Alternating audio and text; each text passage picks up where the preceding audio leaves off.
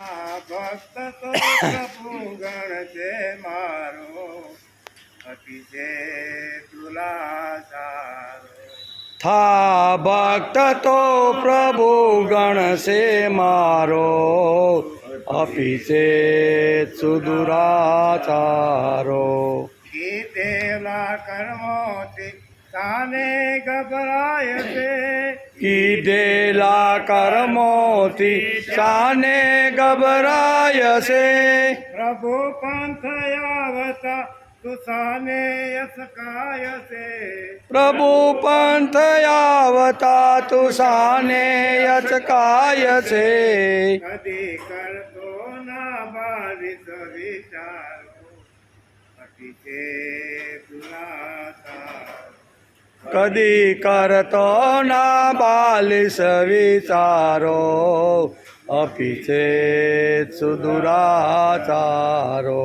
જીવનને સોંપી દે એને તું એકવાર, જીવનને સોંપી દે એને તું એકવાર. પાન ખર હશે તો એ દિલ છે જીવન બહાર.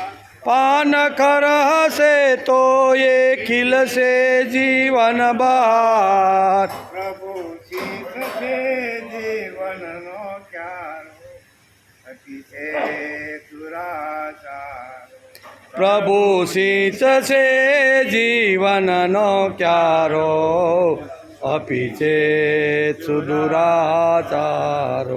ભૂલી જા ભૂતકાળ વર્તમાન ને સુધાર, ભૂલી જા ભૂતકાળ વર્તમાન ને સુધાર. તન મન ધન ખંત થકી પ્રભુ કાર્યમાં લગાડ. તન મન ધન થકી પ્રભુ કાર્યમાં લગાડ. ભવ્ય બનશે ભવિષ્ય કાળ તારો, અતિશય દુરાચાર.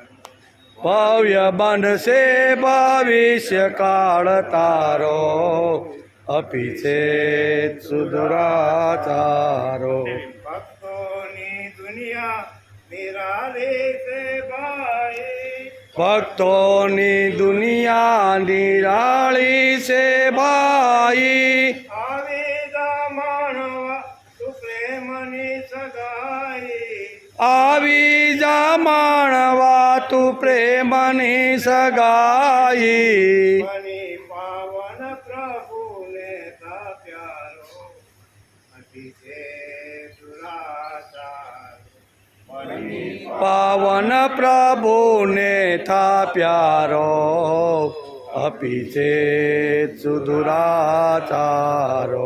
પાપ છે ના હાથ કોઈ પગને સૌખે સશે, આપશે ના હાથ કો પગને સૌખે થશે. તુજને સુપંથે દૂર સહુ ફેંકશે. તુજને સુપંથેથી દૂર સહુ ફેંકશે. ભક્ત કહેશે પ્રભુ તુજને મારો, અતિશય દુરાચાર. ભક્ત કહેશે પ્રભુ તુજને મારો, અપિચેત સુદુરાચારો. આ ભક્ત તો પ્રભુ ગણ છે મારો, અતિશય દુરાચાર. થા ભક્ત તો પ્રભુ ગણ છે મારો, અપિચેત સુદુરાચારો.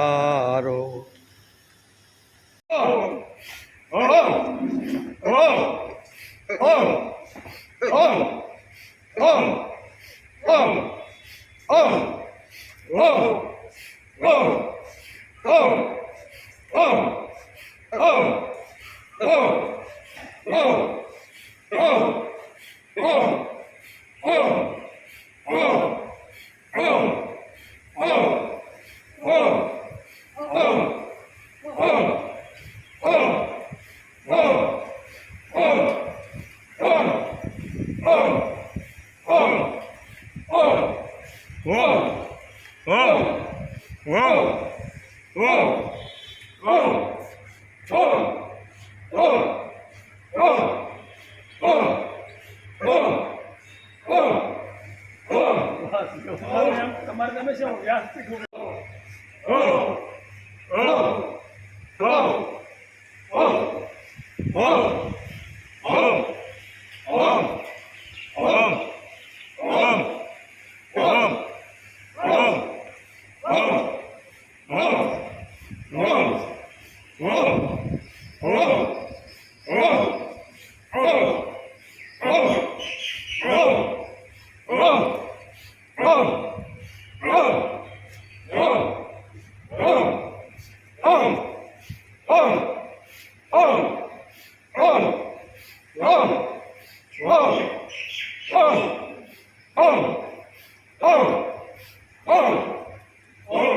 અભ્યાસેન તેનેવ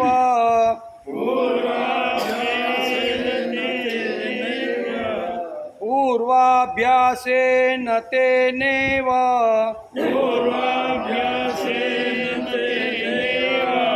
હીયતે યવસોऽપि સ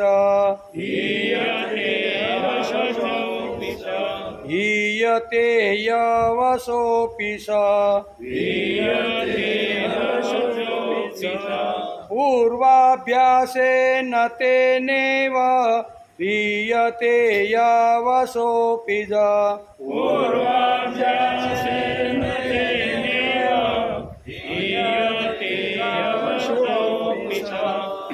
जिज्ञासुरपि योगस्य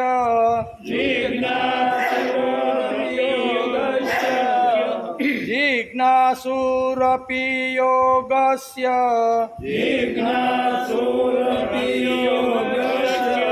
शब्द ब्रह्माति वर्तते शब्द ब्रह्माति वर्तते जिज्ञासुरपि योगस्य शब्द ब्रह्माति वर्तते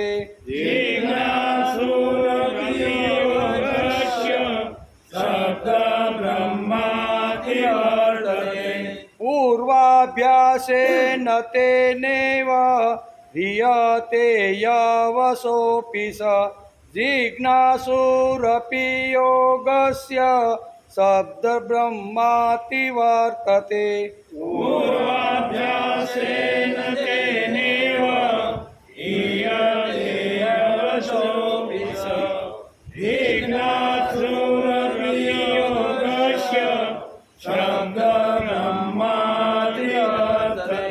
प्रयत्नाद्यत्तमानस्तु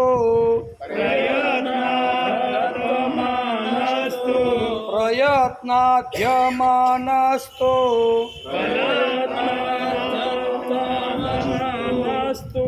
योगी संशुद्धि किल्बिषा योगी संशुद्धि किल्बिषा प्रयत्नाद्यतमानस्तु योगी संशुद्ध किल्बिषा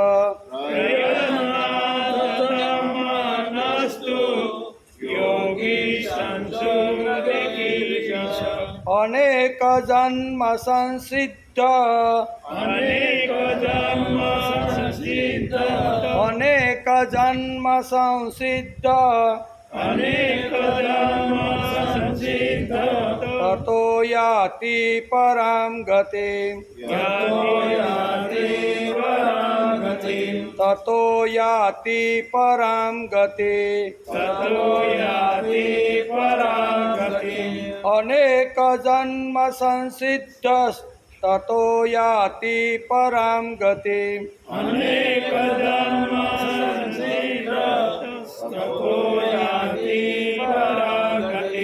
प्रयत्नाद्यतमानस्तु योगी संशुद्धि किल्बष अनेक जन्म संसिद्ध ततो याति परां गतिम् योगी संशोधि अनेक जन्म संसिद्ध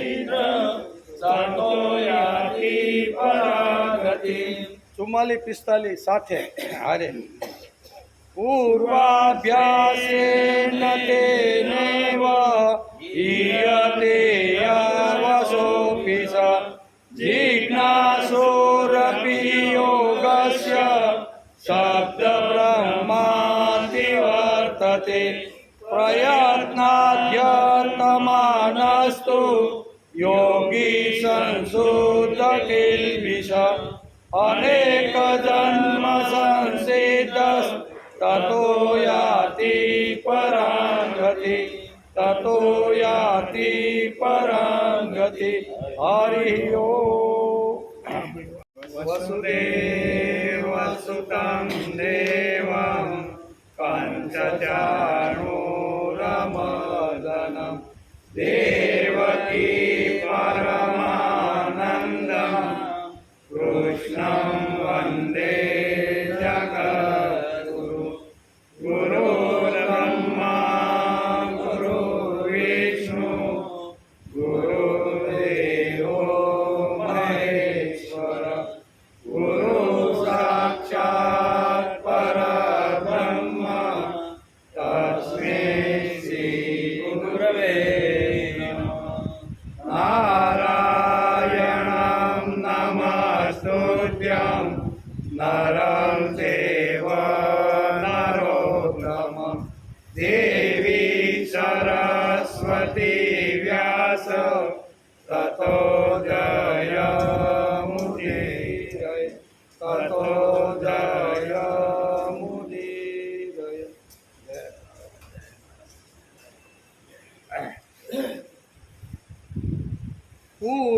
પૂર્વાભ્યાસેન તેનેવ હીયતે યવસોऽપि સ જિજ્ઞાસુરપી યોગસ્ય શબ્દબ્રહ્માતિ વર્તતે સ અવસ અપી તેન.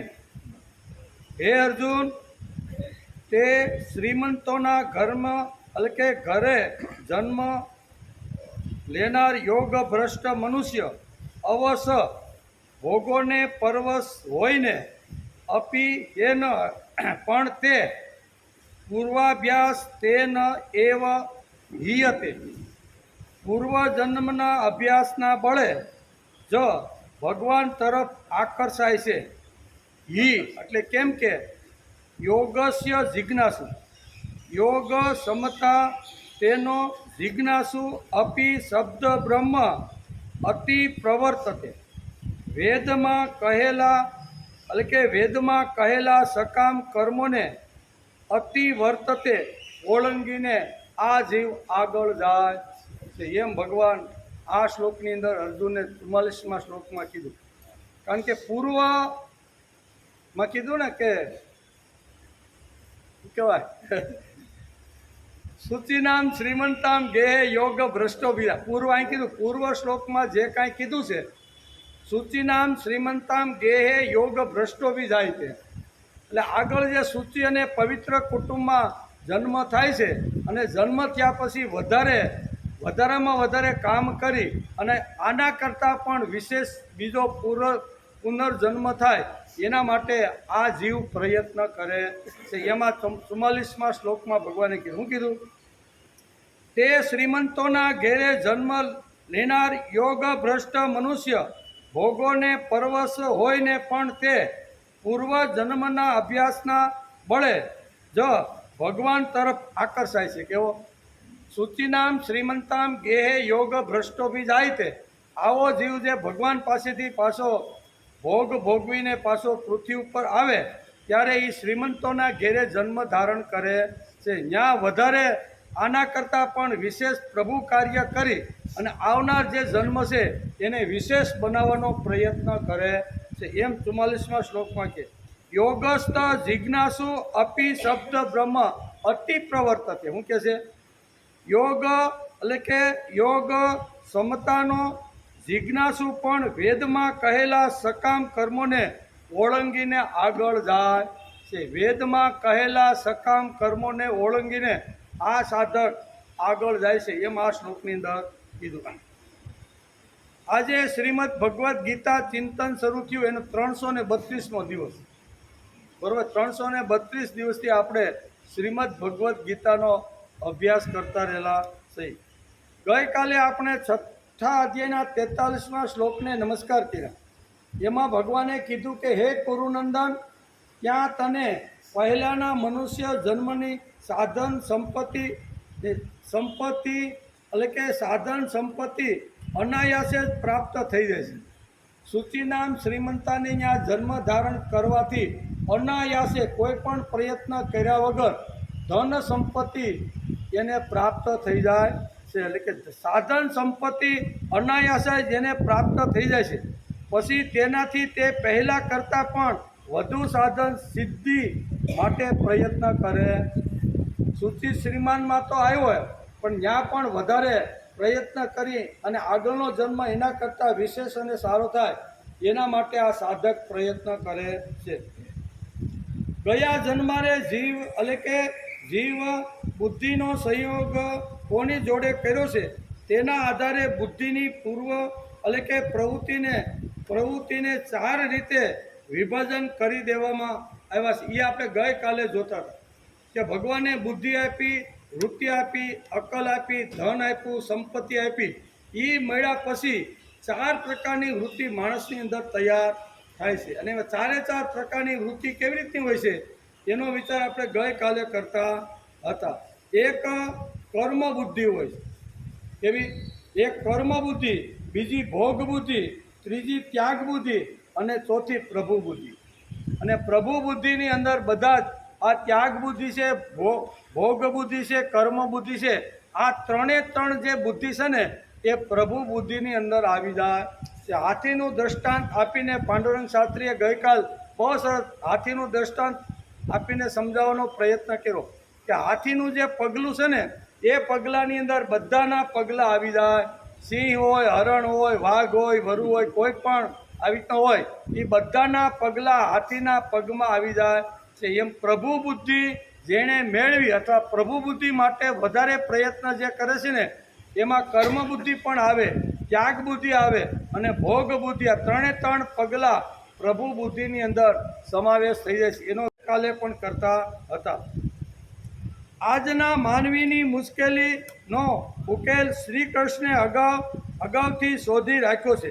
તેની દરેક મુશ્કેલી એટલે કે સઘળી મુશ્કેલીનો ઉકેલ શ્રીમદ ભગવદ્ ગીતામાં આપણે મળે છે.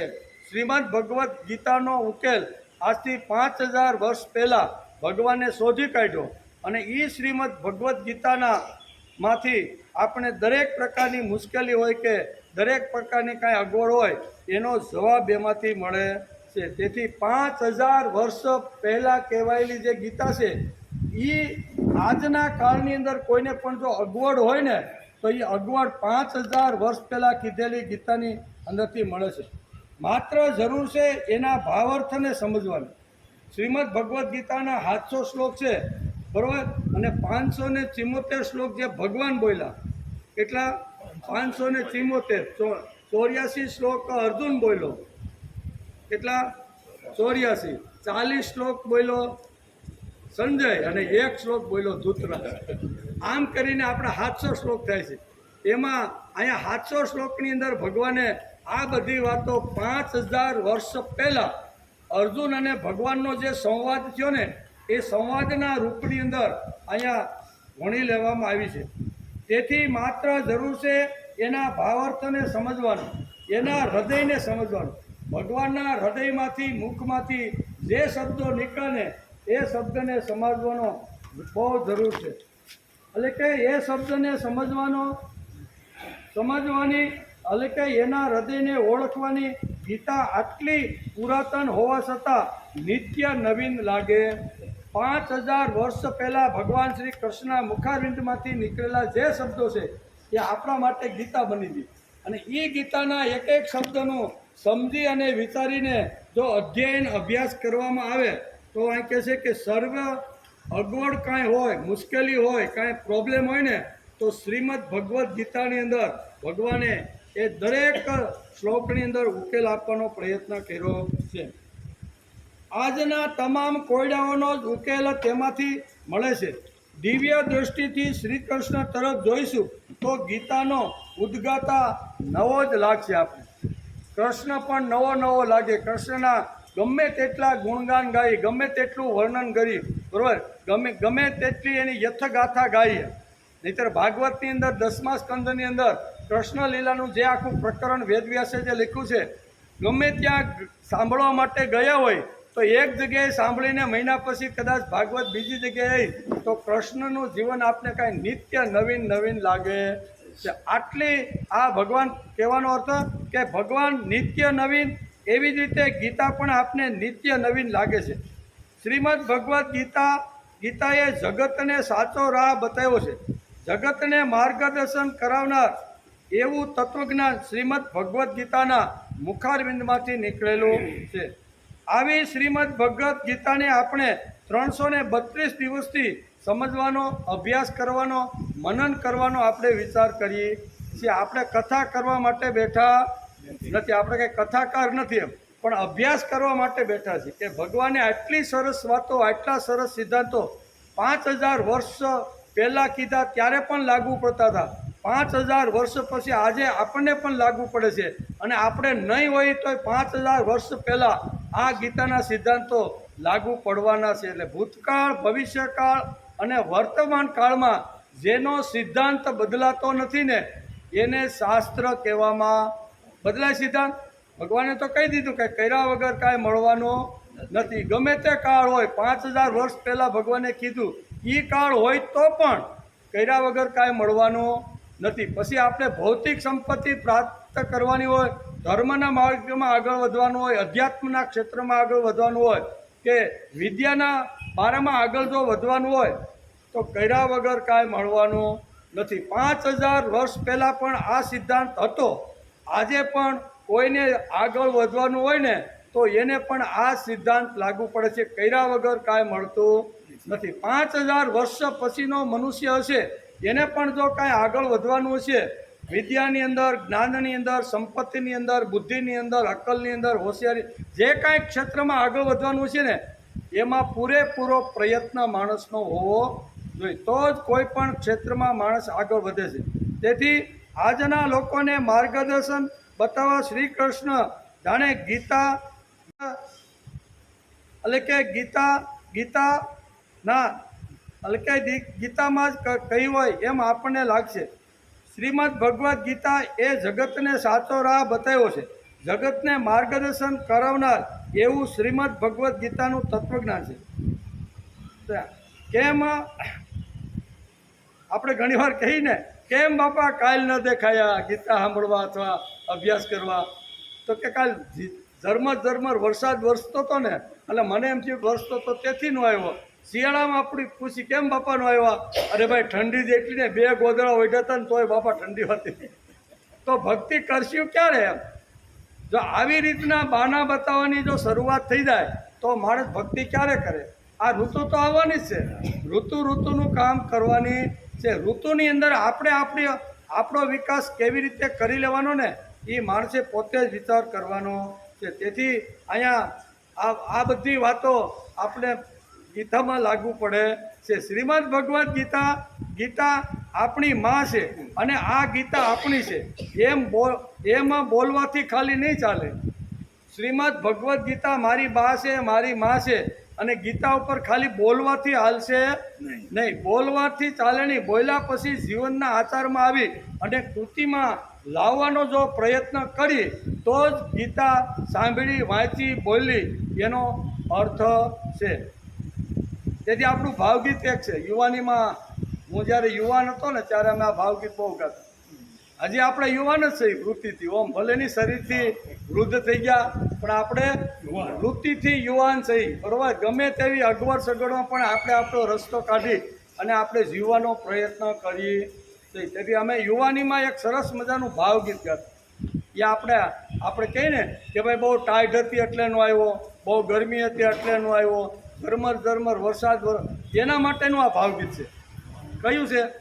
એ જોજે યુવાન તારી લાજ જાય ના, એ તારા જીવતા સંસ્કૃતિ ખલાસ થાય ના, એ જોજે જોજે યુવાન તારી લાજ જાય ના, કંઈક બંગડી ખણખણી તને પાણી પાયના, કંઈક બંગડી ખણખણી તને પાણી પાયના, તોય મૂછે કા હાથ તુજાથી દેવાયના, એ જોજે જોજે યુવાન તારી લાજ જાયના.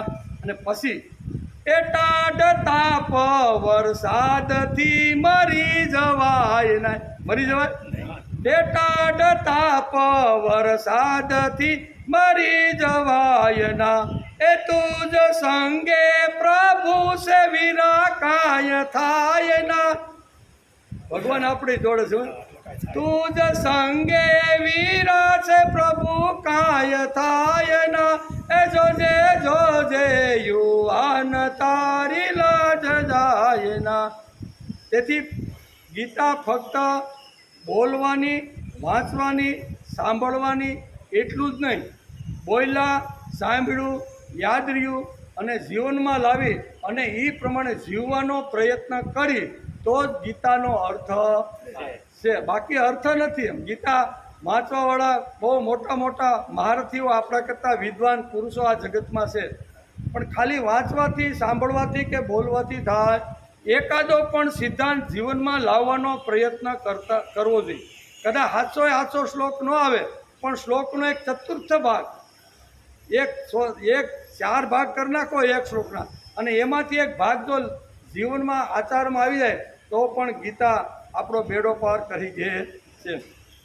તેથી આગળના શ્લોકમાં ભગવાને એ બતાવ્યું કે તત્વજ્ઞ યોગીઓના કુળમાં જન્મ લેવાવાળાને પૂર્વજન્મકૃત બુદ્ધિ સંયોગ પ્રાપ્ત થઈ જાય છે અને તે સાધનામાં તત્વપરતાથી લાગી જાય છે.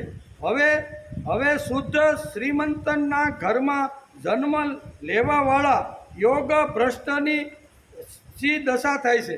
એટલે આવા સૂચિનામ શ્રીમંતામ ગે આની ત્યાં જેનો જન્મ થયો છે એ યોગ ભ્રષ્ટ જીવ એની ઘેરે આવ્યો છે તો એની શું સ્થિતિ થાય છે એ ભગવાને 44મા શ્લોકમાં અર્જુનને સમજાવ્યું છે. અર્જુન તો ફક્ત આપણો પ્રતિનિધિ છે, માનવ જાતના પ્રતિનિધિ તરીકે અર્જુને ભગવાનને બધા જે કાંઈ સંશયો હતા, પ્રશ્ન હતો, જે કાંઈ ઘણી કાંઈ વાતો હતી ને એ આપણા બધાની સમસ્યા ભગવાનને અર્જુને પૂછેલી છે. એટલે અહીંયા ભગવાન કહે છે કે હવે પછીના શ્લોકની અંદર મેં જે સૂચિનામ શ્રીમંતામ ગે યોગ ભ્રષ્ટો વિજાય આવા કુળની અંદર મેં જે આવા જીવને જન્મ આપ્યો છે તો એ જીવની દશા કેવી થાય છે, એ જીવની દશા કેવી થાય તેનું વર્ણન ભગવાને 44મા શ્લોકમાં કરેલું છે, જેનું આજે આપણે ચિંતન કરવાનું છે, મનન કરવાનું છે, અભ્યાસ કરવાનો છે. શું ભગવાને કીધું 44મા શ્લોકમાં એનો આજે આપણે વિચાર કરવાનો છે. શું કરવાનો? પૂર્વાભ્યાસેન તેનેવ હિયતે યવસોપિ સ જિજ્ઞાસુરપી યોગસ્ય શબ્દ બ્રહ્માતિ વર્તતે. આવા યોગ ભ્રષ્ટને ઘેરે જન્મ લીધા પછી એ ત્યાં શું કરે છે, બરાબર, એનું વર્ણન ભગવાને આ શ્લોકની અંદર કરેલું છે. એનો આજે આપણે વિચાર કરવાનો. શ્રીમદ એટલે કે શ્રીમંતના ઘેરે જન્મ લેનાર યોગ ભ્રષ્ટ મનુષ્ય ભોગોને પરવશ હોઈને પણ તે પૂર્વજન્મના અભ્યાસના બળે જ ભગવાન તરફ આકર્ષાય છે. પછી એ જીવ ત્યાં રહેશે એટલે પૂર્વજન્મનું સારું સંસ્કાર અને કર્મ લઈને આવ્યો છે, તેથી ફરીથી એ પ્રભુ તરફ આકર્ષાય છે. અહીં કીધું ને કે આ જીવ અહીંયા આવ્યા પછી એ જીવ કેવી રીતનો રહેશે, કેવી રીતનો એનો વિચાર છે એ ભગવાન આ શ્લોકમાં સમજાવે છે. કેમ કે યોગ સમતાનો જિજ્ઞાસુ પણ વેદમાં કહેલા સકામ કર્મોને ઓળંગી જાય છે એમ ગીતાકાર કહે છે. ગીતા આ કહે છે કે વેદની અંદર 2 પ્રકારના, અહીં કીધા ને કે 2 પ્રકારના, વેદમાં 2 પ્રકારના કામ કીધા, એ સકામ અને એક નિષ્કામ. સકામ છે એ મોટો વેદનો જે 75% જે ભાગ વેદોનો છે ને એ સકામ એટલે કર્મકાંડાત્મક છે. કેવો? એમાં બધા જ પ્રકારના જન્મથી શરૂઆત કરી અને મૃત્યુ સુધીના જે કાંઈ કર્મકાંડો આવે ને એને કર્માંડત કર્મ કહેવામાં. એટલે વેદના બે ભાગ અહીંયા આપણા શાસ્ત્રકારો કર્યું. એક ભાગ 25% છે. 25%ની અંદર આવી રીતની જે વૃત્તિઓ જે માણસની અંદર થઈ છે એવી વૃત્તિઓના લોકોનું વર્ણન છે. અને 75%ની અંદર કર્મકાંડાત્મક ભાગ આવેલો છે. એટલે આ કર્મકાંડાત્મક જે વેદનો જે ભાગ છે ને એને ઓળંગી અને આ જીવ આગળ વધી જાય છે એમ ભગવાન આ શ્લોકમાં કહે છે. કેમ કે યોગ ક્ષમતાનો જિજ્ઞાસુ પણ વેદમાં કહેલા સકામ કર્મોને ઓળંગી જાય છે એમ ગીતાકા સ્પષ્ટ આ 44મા શ્લોકની અંદર અર્જુનને સમજાવે છે. હવે આ શ્લોકના એક એક શબ્દને આપણે સમજવાનો પ્રયત્ન કરી કે ભગવાને આ એક એક શબ્દની અંદર કઈ કઈ વાત મૂકેલી છે. અવસ અપીસ તેન એવ. શું કીધું એ? અવસ અપીસ તેન એવ પૂર્વાભ્યાસેન હિયતે. અવસ એટલે કે ભોગોને પરવશ થઈને. અવસ એક શબ્દ ભગવાને ગીતાની અંદર આ 44 શ્લોકની અંદર અવસ આ શબ્દ એક મૂકેલો છે. એનો અર્થ થાય છે અવસ એટલે ભોગોને પરવશ હોય. એટલે જે ભોગની અંદર જન્મ જેનો થયો છે એ અનાયાસે ગત જન્મના કર્મને હિસાબે એ વૈભવની અંદર અત્યારે આ જીવ આરોટે છે. એ જે અનાયાસે આગલા જન્મના શુદ્ધ અને પવિત્ર કર્મથી એને અહીંયા જન્મ મળ્યો છે અને એ જન્મની અંદર પણ જે ભોગ મળ્યો છે એને એ ભોગવતો રહેલો છે. એમ આ ભગવાન અહીં કહે છે. શું કહે છે કે ભોગોને પરવશ હોયને આવો તે જે પૂર્વાભ્યાસે કરેલો છે તેનાથી ભગવાન તરફ આકર્ષિત થાય છે એમ આ શ્લોકની અંદર કે એ ભોગ ભોગવતો જાય છે અને મન પ્રભુની પાંચ છે. આવો જે જીવ છે ને એ બે કામ આ શું કહેવાય સુચિનામ શ્રીમંતામાં આવ્યા પછી એનો પરવશ એટલે બે રીતે એની દ્રષ્ટિ ભગવાને મને પ્રસાદ તરીકે જે કાંઈ વ્યવસ્થાઓ જે કાંઈ ભોગો અથવા જે કાંઈ વૈભવ આપ્યો છે તે વૈભવ ભોગવવાનો અને નજર પ્રભુ તરફ રાખતો જાય કે ભગવાન તારા હિસાબે મને આ ભોગ મળેલો છે. એને કહેવાય અવસ. એવો અવસ. અવસ શબ્દ ભગવાન અહીં વાપર્યો છે. તેથી તે જે પૂર્વાભ્યાસ કરેલો છે તેનાથી જ ભગવાન તરફ આકર્ષિત થાય છે એમ આ શ્લોકમાં ભગવાન કહે છે. અને યોગસ્ય જિજ્ઞાસુ બીજો શબ્દ ભગવાને આ શ્લોકમાં વાપર્યો છે કે યોગસ્ય જિજ્ઞાસુ. આ જે યોગનો જિજ્ઞાસુ છે તે શબ્દ બ્રહ્મ એટલે કે શબ્દને સર્વથ સમજવાવાળા જે વેદ પાઠકો એટલે કે વેદ ગોખવાવાળા જે વિદ્વાન પંડિતો છે એને પણ ઓળંગી અને આ જીવ આગળ જતો રહેલો છે. એટલે જિજ્ઞાસુ કોના તરફ? તો કે યોગસ્થ. યોગ એટલે પ્રભુની સાથે જોડાવાનું. પ્રભુની સાથે જોડાવાનો જે પ્રયત્ન કરે છે બરો યોગસ્થ જિજ્ઞાસુ. આવી જિજ્ઞાસુ વૃત્તિથી અહીંયા યોગનો અભ્યાસ કરતો કરતો ફરીથી વધારે આના કરતાં આવનાર જન્મ મળે એના માટે આ જીવ પ્રયત્ન કરે છે.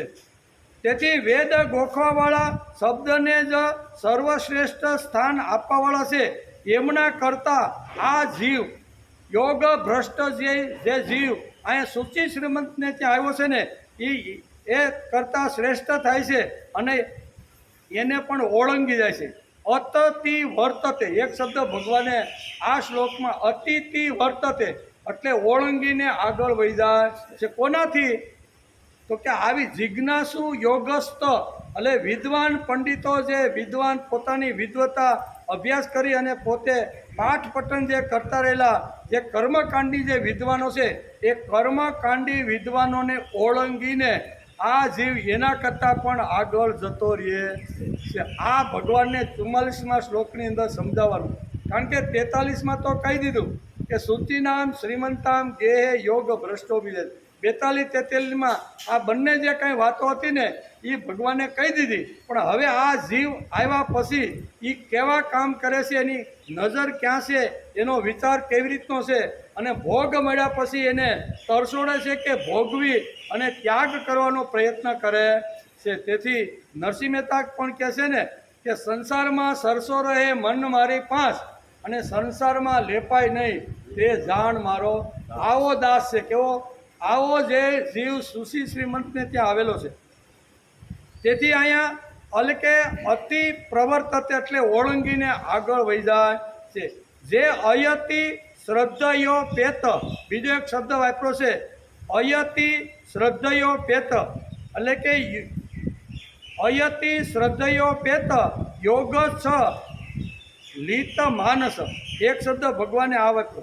તેને ગયા જન્મારાનો બુદ્ધિ સંયોગ મળેલો છે અને પાછો પ્રયત્ન ચાલુ કરીને આ જન્મ પણ એના કરતાં વિશેષ રૂપે સારો થાય એના માટે યોગ એટલે ભગવાનની સાથે જોડાવાનો પ્રયત્ન કરે છે.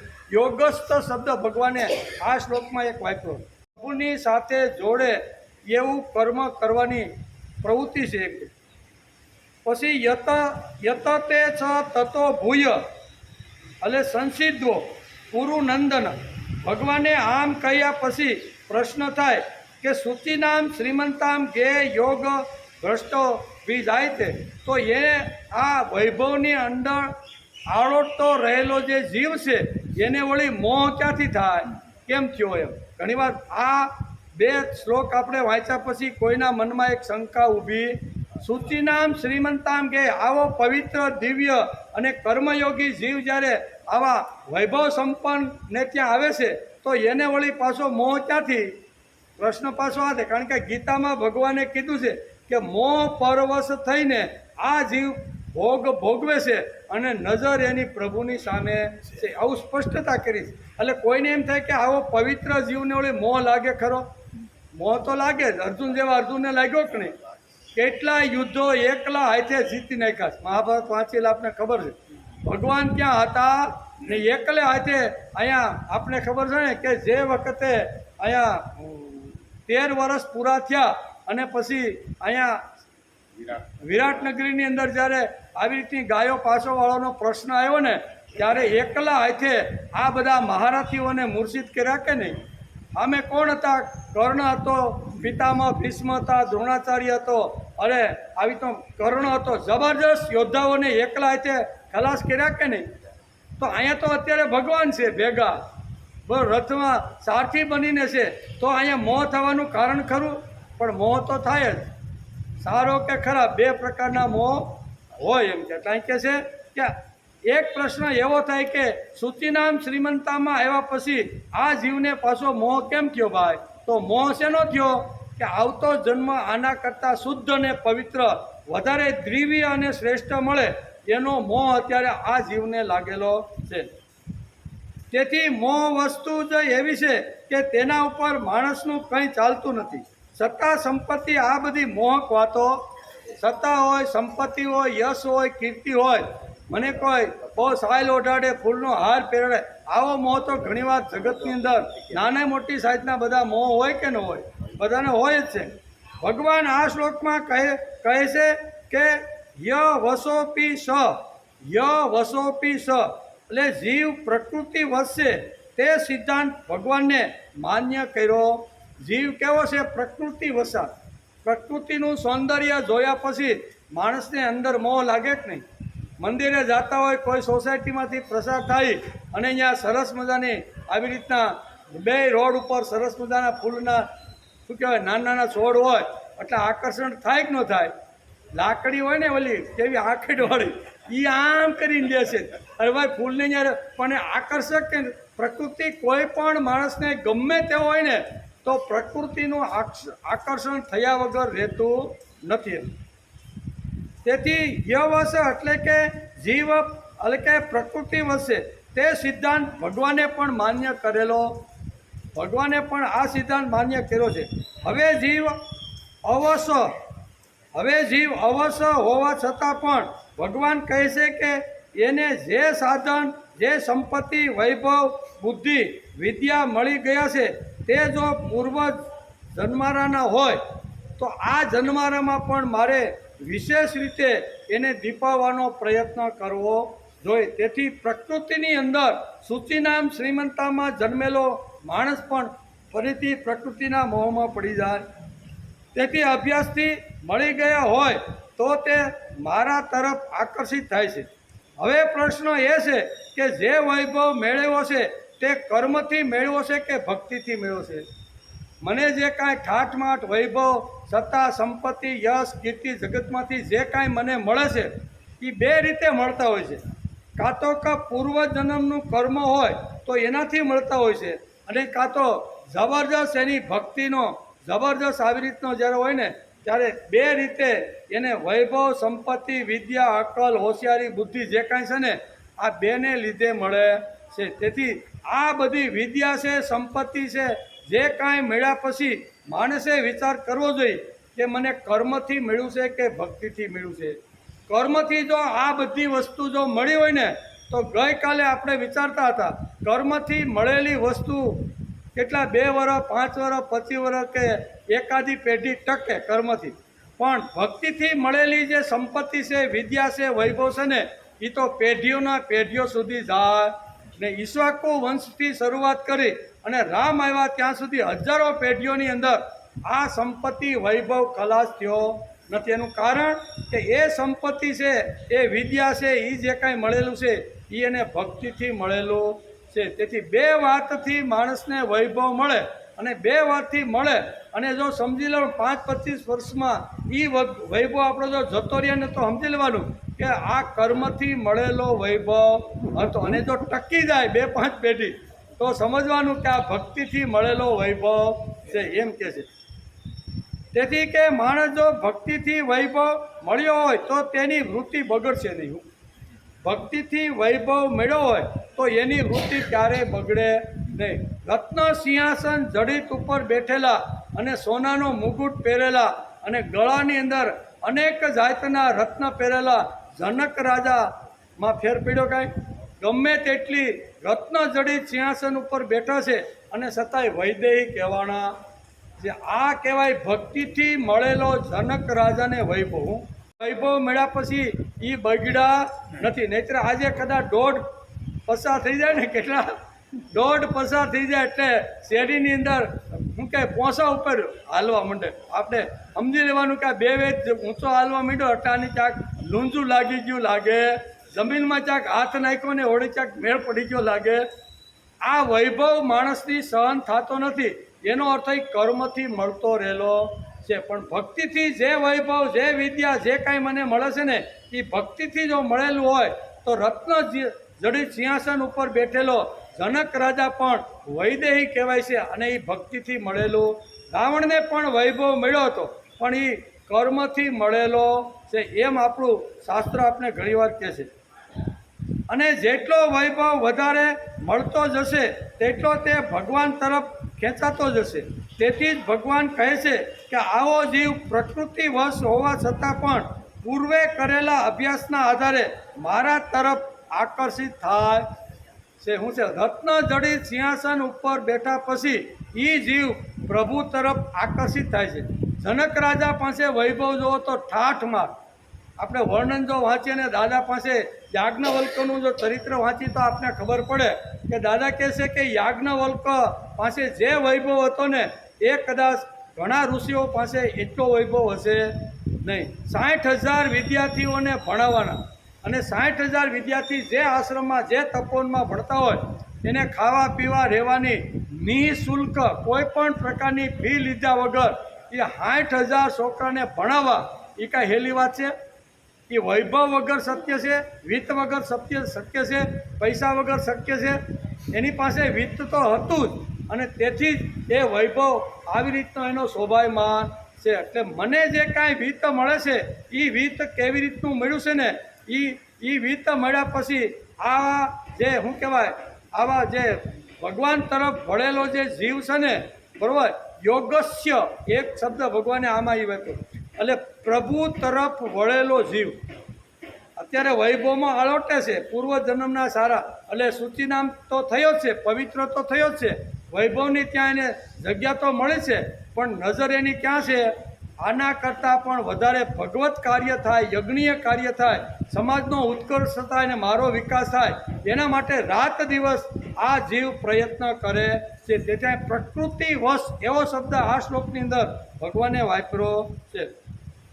તેથી એટલે કે પ્રકૃતિ વશ હોવા છતાં પણ પૂર્વ કરેલા અભ્યાસના આધારે મારા તરફ આકર્ષિત થાય છે, એમ ગીતાકાર આ શ્લોકની અંદર સમજાવે છે. ભૌતિક જીવન માદક છે, ભૌતિક જીવન આકર્ષક છે. જીવન ભગવાને જ ઊભું કર્યું છે. કેવું? આપણે અત્યારે જે ભોગવી રહ્યા છીએ, માદક જે કાંઈ ભોગવી રહ્યા, એ ભગવાને ઊભો કરેલો આખો વૈભવ અને ભગવાને આ બનાવેલી સૃષ્ટિની અંદર બધી જ આ વાતો મૂકી દીધેલી છે. તેમાંથી કૂદવું ખૂબ જ અઘરું છે. એક મોટું ચક્ર હોય, એને ચારે બાજુથી સળગાવવામાં આવે અને એક છોકરાને આ ચક્રમાંથી પસાર થઈ કૂદી અને સામે જવામાં આવે તો આવું કૂદવું બહુ કઠણ છે. તેમાં અભ્યાસ હોવો જોઈએ તો જ કૂદી શકાય, નકર કૂદી શકાય. આ વૈભવ જે ભગવાને ઢગલા કરીને માણસને આજે જે આપ્યો છે, એમાંથી બહાર નીકળવું ખૂબ જ અઘરું છે. એટલે માણસે ગમે તેટલો વૈભવ, ગમે તેટલી આવી રીતની વિત્ત મળે કે બુદ્ધિ કે અક્કલ કે હોશિયારી મળે, પણ નજર હંમેશા પ્રભુ તરફ રહેવી જોઈએ. આને ભક્તિથી મળેલો વૈભવ અને ભક્તિથી મળેલી સંપત્તિ છે. એમ દાદા પોતાના પ્રવચનમાં ઘણીવાર આ શ્લોક ઉપર જ્યારે બોલતા હોય ને ત્યારે દાદા બે વાતો સમજાવે છે કે કર્મથી મળેલો વૈભવ હોય તો એ 5-25 વર્ષ ટકે, અને ભક્તિથી મળેલો જો વૈભવ હોય ને તો એ પેઢીઓના પેઢીઓ સુધી ટકે છે. એમ દાદા ઘણીવાર પોતાના પ્રવચનમાં કહે છે. એવી રીતે ભૌતિક જીવન માદક હોય, મોહક હોય, આકર્ષક છે. તેમાંથી કૂદીને તાત્વિક જીવન તરફ કૂદવામાં આપણી પરીક્ષા શું? આપણી પણ પરીક્ષા થાય કે નહીં? આપણે ઘણીવાર કહેવામાં આવે કે ભાઈ 2 કલાક સુધી આપણે મોબાઈલ બંધ રાખીએ તો સારું, બરાબર, પણ આપણે એને ઓળંગીને આગળ જઈ શકતા નથી. ઓળંગીને આગળ જવાનો માણસે 2 કલાક પૂરતો પ્રયત્ન કરી લેવો. 2 કલાક તો સ્ટોપ, પછી આપણે દરવાજાથી બહાર જઈ અને પછી જેટલા શું કહેવાય 23 કલાક ને 22 એટલે કે 22 કલાક સુધી જેટલું કામ કરવું એટલું તમને કરવાની છૂટ છે, પણ એ છૂટતું નથી. જેમ ચક્ર હોય, બરાબર, એને ચારે બાજુથી હળગાવેલું હોય અને એમાં જેણે અભ્યાસ પૂર્ણ કર્યો હોય ને એવો છોકરો એમાંથી કૂદીને બહાર નીકળી જાય. આપણે પણ આવો અભ્યાસ કરી અને આમાંથી થોડુંક બહાર નીકળવાનો પ્રયત્ન કરવો. 2 કલાક ભગવાન તારા માટે, 2 કલાક ગીતા માટે. ગીતાની અંદર જે તત્વજ્ઞાન કીધું છે ને એ અમે મર્યા પછી વાંચીએ તો પૂછે કોને ખબર, અમારે જીવતા જ ગીતા સાંભળી લેવાની. આને કહેવાય જિજ્ઞાસુ વૃત્તિ. આગળ શબ્દ આવ્યો ને યોગસ જિજ્ઞાસુ, આને કહેવાય જિજ્ઞાસુ વૃત્તિ કહેવાય. નકર ટાઈમ જાતો નથી બીજે બેવું, એના કરતાં હાલો નહીં ત્યાં જઈને 2 કલાક બેહી ઊંઘવું હોય તો ઊંઘાય, માથે પંખો છે, અહીં કોઈ ના પાડે એમ નથી, ને આવ્યા હોય તો એ કાંઈ જીવનમાં ઉતરે નહીં. જિજ્ઞાસુ વૃત્તિથી સાંભળવાનો પ્રયત્ન માણસે કરવો જોઈએ. એમ ગીતાકાર કે પાણી. શ્રીમદ ભગવદ્ ગીતા અધ્યાય 6 44મો શ્લોક. આગલા 2 શ્લોકની અંદર સૂચિનામ કહીને ભગવાન કહેશે કે આવા પવિત્ર જીવને આવા લોકોના ઘરે જન્મ આપું છું, અને આવા લોકોને જ્યાં જન્મ આપું છું એની કૃતિ કઈ છે, એ ફરીથી કેવું કામ કરે છે, એ 44મા શ્લોકમાં ભગવાન સમજાવે છે. ભગવાન કહે છે કે હે અર્જુન, તે શ્રીમંતોના ઘરમાં જન્મ લેનાર યોગ ભ્રષ્ટ મનુષ્ય ભોગોને પરવશ હોઈને પણ તે પૂર્વ અભ્યાસ એટલે કે પૂર્વ જન્મના અભ્યાસના બળે જ ભગવાન તરફ આકર્ષાય છે. કેવો? પૂર્વ જન્મનો જે અભ્યાસ કરી અને સૂચિનામ શ્રીમંતામાંથી આવેલો એના તરફ આકર્ષાય છે. કેમ કે યોગ સમતાનો જિજ્ઞાસુ પણ વેદમાં કહેલા સકળ કર્મોને ઓળંગીને આગળ જાય. સકામ કર્મ અને નિષ્કામ કર્મ વેદોએ 2 ભાગ પાડ્યા છે. એમાં મોટા ભાગનો જે 75% ભાગ છે ને એ સકામ એટલે કર્મકાંડાત્મક, જેને આપણે કહીએ છીએ એ છે, અને બાકીનો 25% છે જ્ઞાનનો ભાગ છે. કેવો? એટલે જ્ઞાનના ભાગ તરફ દુનિયામાં લગભગ કોઈ પ્રયત્ન કરતું કર્મકાંડાત્મકમાં કથા કરવી, વાર્તા કરવી, શ્રાદ્ધ સરાવવું, જન્મના દિવસે નામકરણ કરવું, આ જે કાંઈ બધી જે લગ્ન કરાવવાની વિધિ છે, શ્રાદ્ધની વિધિ છે, એને બધાને કર્મકાંડાત્મક ભાગ કહેવાય.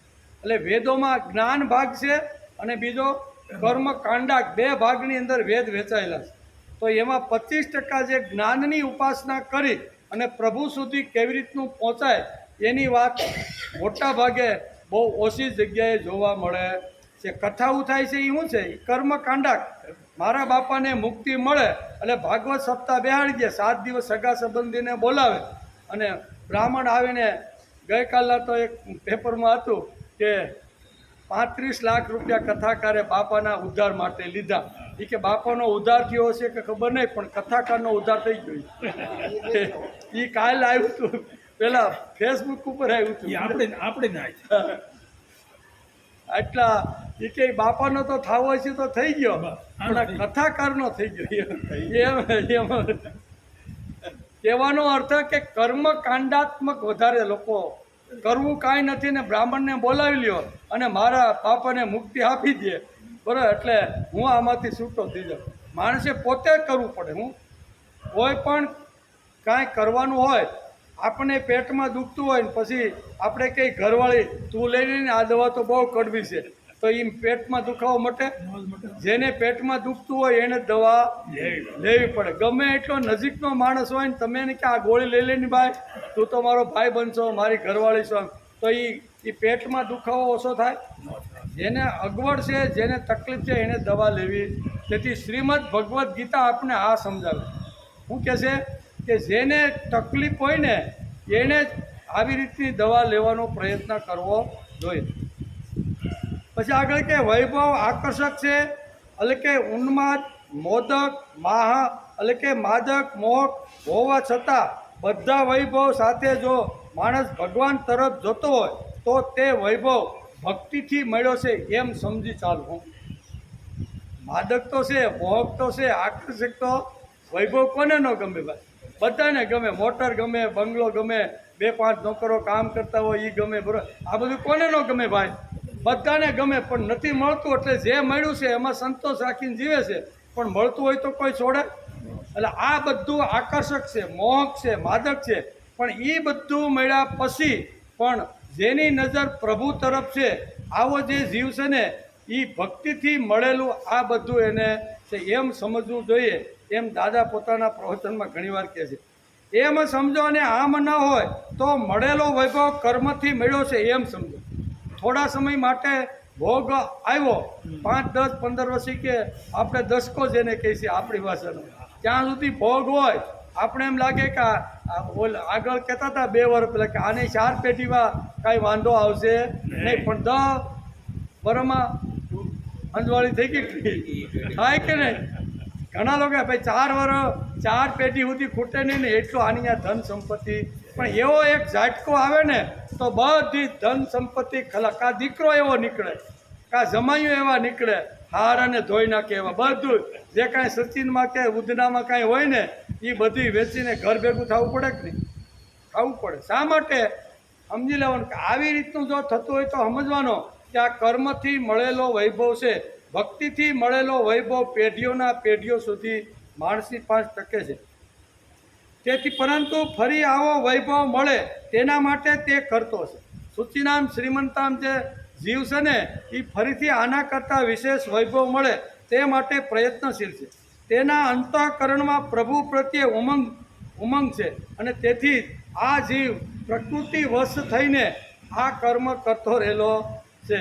તેથી આ મારા પ્રભુએ મને મોકલ્યું છે, આ વૃત્તિ નથી. તેથી મળેલો વૈભવ કર્મવશાત છે એમ સમજવાનું.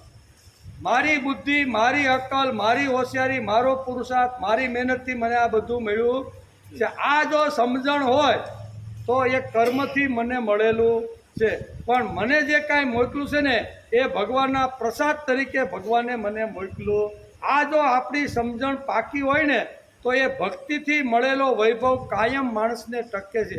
ભગવાન, હું જેમ જેમ તારું કામ કરતો જાઉં છું તારી વાત સમાજના અંતિમ લોકો સુધી પહોંચાડવાનો પ્રયત્ન કરું છું ને તેમ તેમ તું ભગવાન મને આ પ્રસાદ તરીકે બધું મોકલતો રહેલો.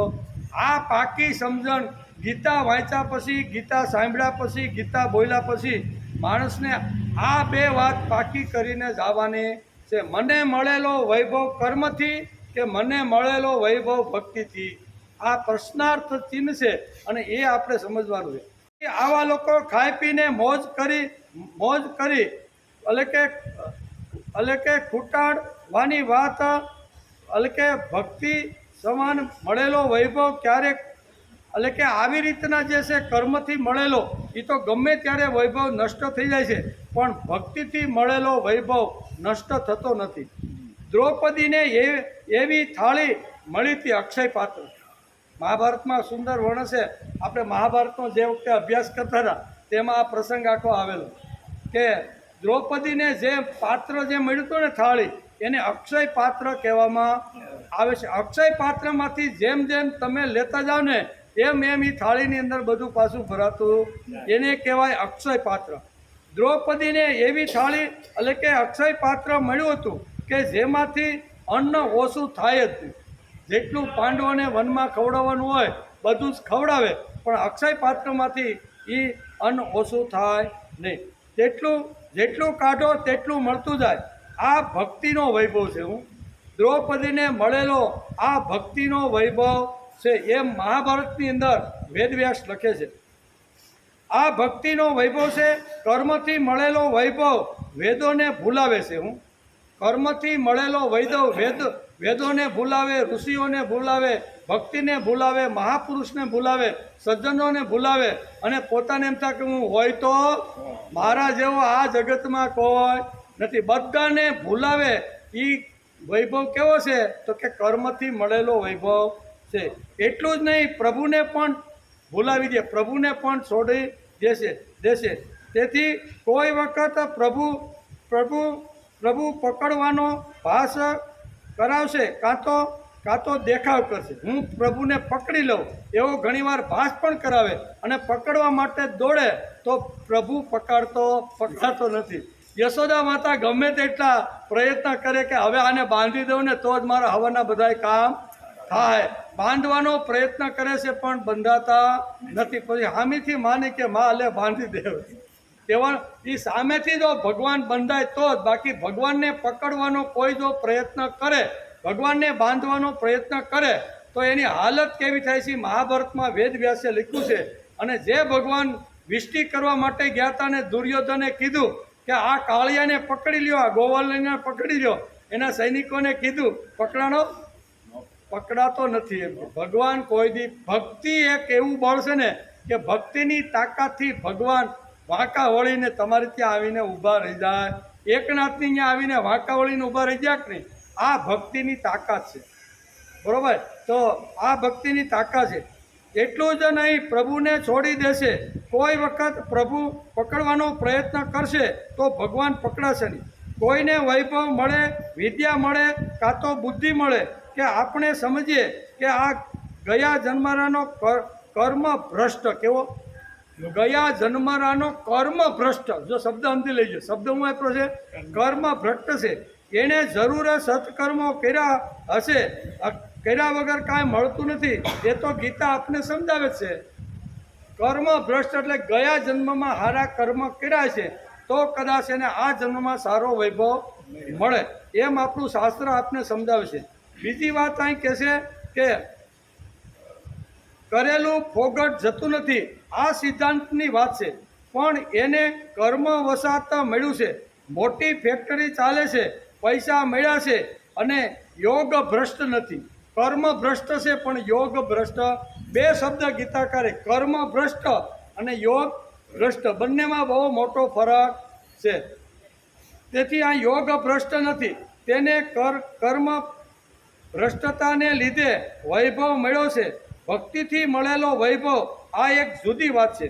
તેથી ભક્તિથી વૈભવ કે કર્મથી વૈભવ, ભક્તિથી બુદ્ધિ કે કર્મથી બુદ્ધિ, ભક્તિથી વિદ્યા કે કર્મથી વિદ્યા, ભક્તિથી સિદ્ધિ કે કર્મથી સિદ્ધિ, આ એક મોટો પ્રશ્ન છે.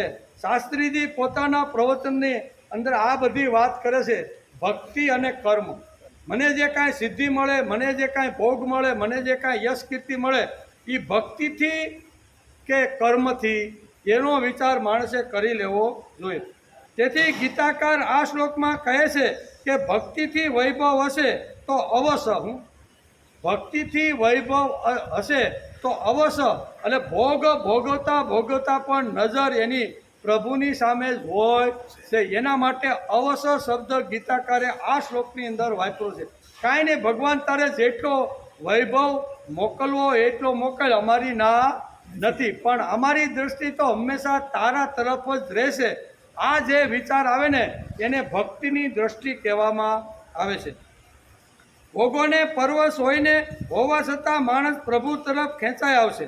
એને એમ લાગશે કે આ બધો વૈભવ, કર્મ, બુદ્ધિ, વિદ્યા, સિદ્ધિ, બધો વૈભવ ભગવાનના ચરણમાં ઠાલવી દઉં છું. આ જીવને શું થાય છે કે આટલો મોટો વૈભવ ભગવાન મને મળ્યો છે, અને જેના દ્વારા અથવા જેણે મને વૈભવ આપ્યો છે એના જ પગની અંદર મારી બુદ્ધિ, મારી અક્કલ, મારો જે કાંઈ સાધન સામગ્રી છે ને એ ભગવાનના પગ ઉપર હું રાખી દઉં. બુદ્ધિ છે ખરી, પણ ભગવાનને આપી દઉં. આ પરવશ થયેલો, અવશ થયેલો જે જીવ છે એ વૈભવ સંપન્નની ટોચ ઉપર બેઠેલા શ્રીમંતને ત્યાં આવે છે, પણ એનો વિચાર કેવો હાલે છે કે ભગવાન મને આટલો મોટો વૈભવમાં તે મોકલો છે ને, આ બધો જ વૈભવ તારા ચરણમાં હું ઠલવી દઉં. મને જે કાંઈ સિદ્ધિ મળી છે, મને જે કાંઈ અધિકાર મળ્યો છે તે પ્રભુના કામમાં ન આવે તો એ વ્યર્થ છે. મને મળેલી બુદ્ધિ, મને મળેલું વિત્ત, મને મળેલી શક્તિ એ જો પ્રભુ કાર્યમાં વપરાતું ન હોય ને તો એ વૈભવ અને સિદ્ધિ બધી બેકાર, કોઈ એનો અર્થ નથી એમ કે. તેથી બધું જ હોય, પણ જો વૈભવ ભગવાનના ચરણે ઠાલવાનું મન ન થતું હોય તો એનો અર્થ કોઈ નથી. રાવણ પાસે અઢળક સંપત્તિ હતી, સોનાની લંકા એવું કહેવાય છે. અને વિદ્યામાં તો પૂછો જ માં, બધા જ વેદો એના કંઠસ્થ હતા, એને ઢોલીએ બધા દેવતાઓને બાંધ્યા, આટલી તાકાત એની અંદર હતી. પણ એ મારું છે, મેં કર્યું છે, મારા દ્વારા મળેલું છે, હું જ ભગવાન છું, આ જગતમાં બીજો કોઈ નથી, ભગવાન માનો હોય તો મને માનો, આવી રીતની એને સિદ્ધિ હતી. પણ એ સિદ્ધિ એને કર્મથી મળી, તેથી એક જ પેઢીની અંદર એ બધી ખલાસ થઈ ગયેલી જોવા મળે. તેથી ભક્તિથી મળેલો વૈભવ બાધક થતો નથી. ભક્તિથી ગમે તેટલા તારે હોનાના બટન આપવા હોય તો આપજે, હોનાની વીંટીઓ આપવી તો આજે હાર આપવો હોય, જેટલું ભગવાન તારે આપવું હોય તેટલું આપજે. પણ ભક્તિથી મળેલો વૈભવ સાધકને બાધક લાગતો નથી. આ શ્લોકમાં ભગવાન કહે છે કે ભક્તિથી જો વૈભવ મળી ગયેલો હોય તો અવશ્ય, એટલે પ્રકૃતિ વસાત હોવા છતાં તે જીવ મારા તરફ જ આવશે. એમ ભગવાન આ શ્લોકમાં બહુ સ્પષ્ટ રીતે સમજાવે. પ્રકૃતિ વસત જીવ જે છે ને એ મારા તરફ જ ઢળેલો રહેશે. તેથી ભક્તિ એટલે એટલે ગત જન્મારે ભગવાન સાથે જોડાવાનો કરેલો પ્રયત્ન. અને ગીતાકાર પણ એ જ કહે છે કે મયા વેશ્ય મનો એમાં નિત્ય યુક્તા ઉપાસતે. ભક્તિની વ્યાખ્યા ભગવાને પણ 12મા અધ્યાયની અંદર આપેલી છે. મયા વેશ્ય મનો એમાં નિત્ય યુક્તા ઉપાસતે શ્રદ્ધયા પરયો પેતાસ તે મેં યુક્ત તમામત. જે મન મારી અંદર સ્થિર કરી અને મને પામવાનો જે પ્રયત્ન કરે છે ને એને જ હું ભક્તિ કહું છું. બહારનો ગમે તેટલો ઠાઠમાઠનો પહેરવેશ હોય, ભગવા વસ્ત્ર પહેર્યા હોય, કાશીથી રામેશ્વર સુધીનું તિલક હોય, બરાબર, 2-4 વેતની ચોટલી હોય, ચોમાસાની અંદર શ્રાવણ માસ આવે ત્યારે શ્રાવણ માસના ઉપવાસ કરતો હોય, શ્રાવણમાં દાઢી રાખતો હોય, ભગવાન કે આને હું કોઈ દી ભક્ત કહેતો. ભક્ત તો એ છે મયા વેશ્ય મનો એમાં, મારી અંદર મન પોરોવી અને મને સમજવાનો જે લોકો પ્રયત્ન કરે છે ને આ ભક્તિની વાત છે.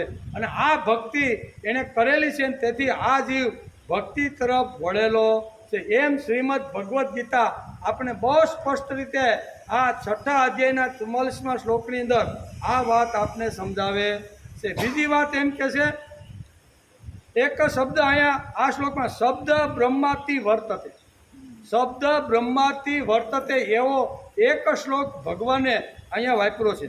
શબ્દ બ્રહ્મ એટલે શબ્દને જ સર્વસ્વ સમજવાવાળા પંડિતો શબ્દનું અર્થઘટન જ કરે, પછી એ શબ્દની અંદર કાંઈ ફેરફાર કરવાની એનામાં હિંમત હોતી નથી, એને શબ્દ બ્રહ્મ કહે છે. તેથી શબ્દ બ્રહ્મ એટલે શબ્દને જ સર્વસ્વ સમજવાળો પંડિત.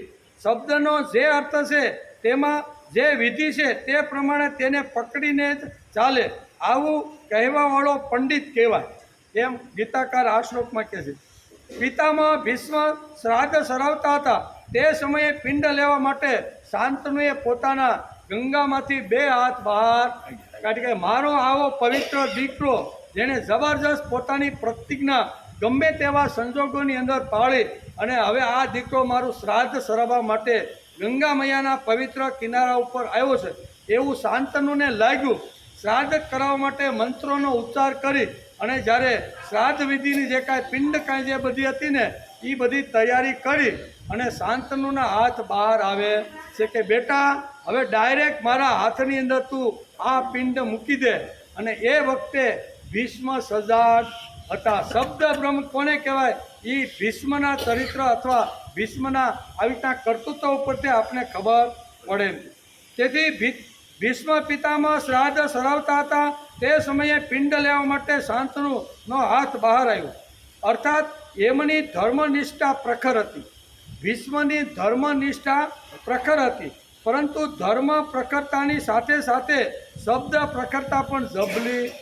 શબ્દ પ્રખરતા, શબ્દ એટલે શાસ્ત્રમાં જે કીધું છે ને એ પ્રમાણે મારી કરવાની હિમાયત છે એવું પિતામહ ભીષ્મ સમજતા હતા. તેથી પિતાજીને કહેશે વાત બરોબર છે, મારા ઉપરનો ભાવ, મારા ઉપરનો પ્રેમ, મારા ઉપરની આસક્તિથી તમે 2 હાથ બહાર કાઢીને પ્રત્યક્ષ હાથોહાથ પિંડ લેવાની તમે જે વાત કરો છો ને, પણ બાપા આ શાસ્ત્ર વિરુદ્ધની વાત છે. શાસ્ત્રને આ વાત માન્ય નથી. હું આ દર્ભ ઉપર પિંડ મૂકું છું અને એ પિંડ તમે ત્યાંથી ગ્રહણ કરી. આને કહેવાય શબ્દ બ્રહ્મ. શું કહેવાય? ગીતાકારે શબ્દ બ્રહ્મ સમજીને વાપરવાનો પ્રયત્ન કર્યો છે. મહાભારતમાં વેદવ્યાસે પિતામહ ભીષ્મના ચરિત્ર દ્વારા શાંતનુ જે વખતે આવી રીતના આવે છે એ વખતે સમજાવવાનો પ્રયત્ન કર્યો છે. તેથી તેનો અર્થ કે એમની ધર્મનિષ્ઠા પ્રખર છે, પરંતુ ધર્મ પ્રખરતાની સાથે સાથે શબ્દ પ્રખરતા પણ જબરી છે. વાસ્તવમાં પિંડ લેવાને માટે બાપા પોતે આવે આ બહુ આશ્ચર્યની વાત છે. જગતમાં કુદરતના નિયમો તોડીને આ બનેલી ઘટના, આવી ઘટના કોઈ પણ શાસ્ત્રમાં લખેલી, દુનિયાની અંદર ભગવાને જે નીતિ નિયમો કર્યા છે એ નીતિ નિયમોને તોડીને આ બનેલી ઘટના છે. પણ અહીંયા પિતામહ ભીષ્મ કહે છે કે ભાઈ શાસ્ત્રની અંદર શબ્દ પ્રમાણ છે, એ પ્રમાણે તમે પિંડ હું આ દર્ભ ઉપર રાખું છું ને તમે લઈ લ્યો. નહીતર આવી ઘટનામાં કયો દીકરો હરક પદુડો ન થાય. બાપા આવ્યા છે સામેથી લેવા માટે, લ્યો બાપા બરોબર આપી દે કે નહીં, પણ આપ્યા નહીં. શબ્દ બ્રહ્મ ભગવાન પણ આ શ્લોકમાં શબ્દ બ્રહ્મની વાત કરે છે. વાસ્તવમાં પિંડ લેવાનો બાપા માટે પોતે આવે આ બહુ આશ્ચર્યની વાત છે.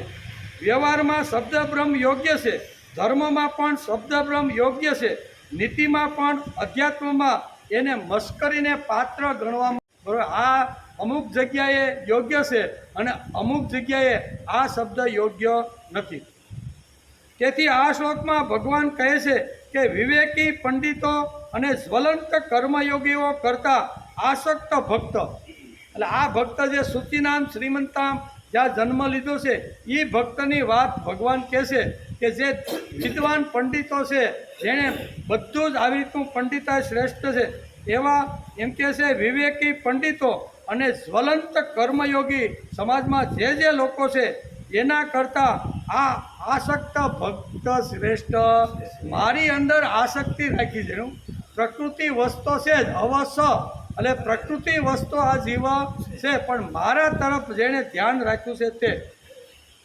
તેથી જ્ઞાનમાં 2 પ્રકાર હોય છે, એક અનુભૂતિનું જ્ઞાન અને બીજું શબ્દનું જ્ઞાન. 2 પ્રકારના જ્ઞાન. અન્ડરસ્ટેન્ડિંગ એટલે અનુભૂતિનું જ્ઞાન, એને અંગ્રેજીમાં અન્ડરસ્ટેન્ડિંગ અન્ડરસ્ટેન્ડિંગ એટલે અનુભૂતિનું જ્ઞાન, એને અન્ડરસ્ટેન્ડિંગ કહે. અને નોલેજને અહીંયા ખાલી જ્ઞાન ચોપડા વાંચીને મેળવેલું જ્ઞાન એને નોલેજ કહેવામાં આવે છે. આ શ્લોકમાં ભગવાનને કહેવાનું છે કે જ્ઞાનીઓ કરતાં એટલે કે જેમને બોધ થયો છે તે લોકો મોટા જ્ઞાની કરતાં ભક્ત મોટો એમ કહે છે. શું કહે છે? પંડિત કરતાં કર્મયોગી મોટો, અને કર્મયોગી કરતાં જ્ઞાની મોટો, અને જ્ઞાની કરતાં ભક્ત મોટો. આ પરંપરા ભગવાન આ વાત અનવસર કરીને સમજાવવાનો પ્રયત્ન હતો. તે એટલે કે જ્ઞાની ભક્ત કહેવાય છે. જ્ઞાનને હલકું અહીંયા ઠરાવ્યું નથી. શ્રીમદ ભગવદ્ ગીતામાં આ શ્લોકની અંદર ભગવાને જ્ઞાનને હલકું ઠરાવ્યું નથી. આવો બોધ જેને થયો છે તે શબ્દ બ્રહ્મ વર્તતે એવું ભગવાને કીધું છે. ગોળમાં વિટામિન છે કે નહીં? છે જ. ગોળની અંદર પ્રોટીન છે કે નહીં? ગોળમાં પણ વિટામિન અને પ્રોટીન બંને છે. આ બધું જ્ઞાનમાં આવી જાય, પરંતુ ગોળ ખાધા પછી આનંદ કેટલો થયો તે બોધમાં આવે.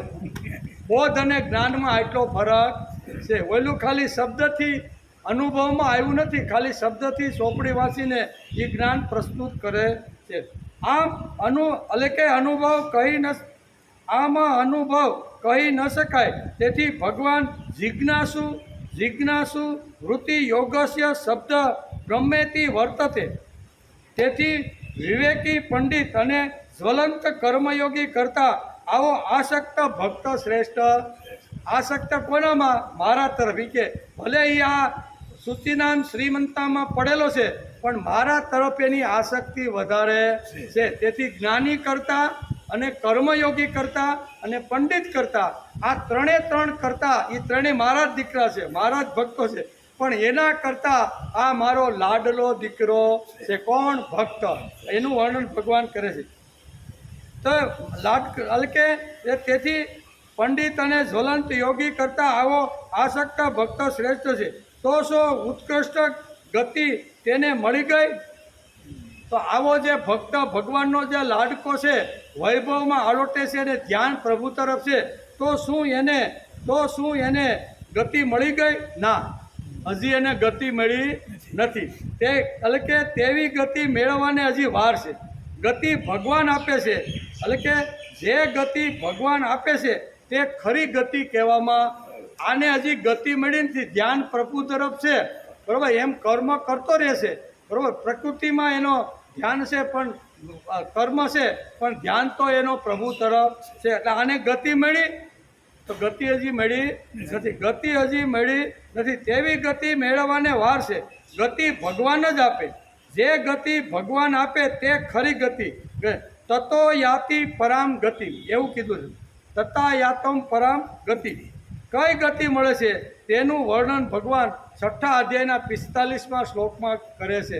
આને હજી ગતિ મળી ધ્યાન છે તેના તરફ, પ્રભુ તરફ.